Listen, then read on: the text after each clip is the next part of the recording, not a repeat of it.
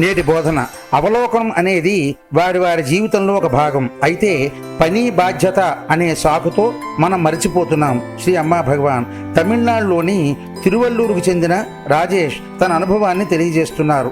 అతి పెద్ద అద్భుతం ఏమిటంటే, నేను అనుభవించిన అంతర్గత పరివర్తన కారణంగా నేను మొదటిసారిగా నా అద్భుతాన్ని అందరితో పంచుకుంటున్నాను. ప్రతి ఆదివారం నేను సత్సంగం నిర్వహించడానికి 10 కిలోమీటర్ల దూరంలో ఉన్న నా గ్రామానికి వెళ్ళేవాడను. కానీ ఒక ఆదివారం కేవలం 1/2 కిలోమీటర్ ప్రయాణించిన తరువాత నా బైక్ ఆగిపోయింది.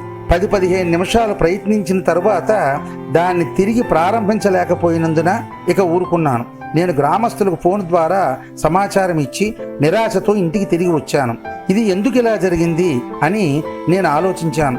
15-20 నిమిషాల వ్యవధిలో అప్పటి వరకు మామూలుగా ఉన్న నా తల్లి అకస్మాత్తుగా చాలా జ్వరంతో వణకడం ప్రారంభించింది.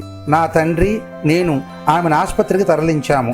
ఆదివారం కావడంతో మాకు ఆసుపత్రి దొరకడం కష్టమైంది. కొన్ని ఇంజెక్షన్లు, గ్లూకోజు ఎక్కించడంతో ఆమె కాస్త కుదుటపడింది.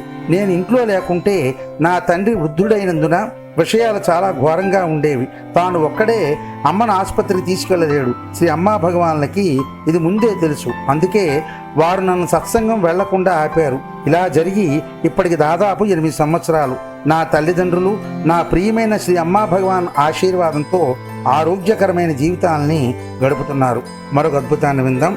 నా పేరు శ్రావణి. ప్రస్తుతం మా కుటుంబ భారం నా తండ్రిపై ఉంది. కొద్ది రోజుల క్రితం నా తండ్రి ఆరోగ్యం గురించి నా ప్రియమైన అమ్మా భగవాన్ను ప్రార్థించాను. ప్రతి సంవత్సరం అతను తన సంస్థలో వైద్య పరీక్ష చేయించుకోవాలి. అతను ఆరోగ్యంగా ఉంటే అప్పుడు మాత్రమే అతను తిరిగి విధులను ప్రారంభించడానికి అనుమతించబడతాడు.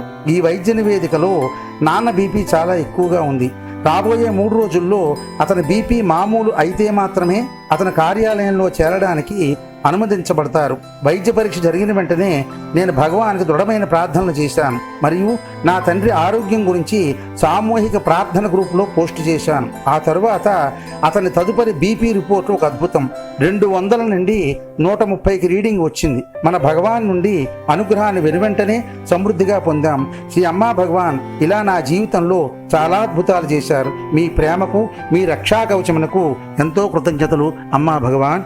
నమస్తే అమ్మా భగవాన్ శరణం.